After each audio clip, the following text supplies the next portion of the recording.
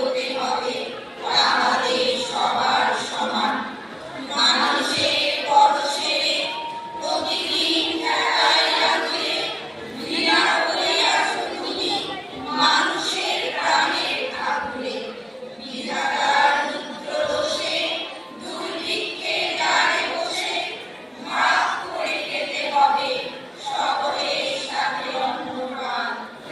অপমানিত হতে হবে আমাদের সবার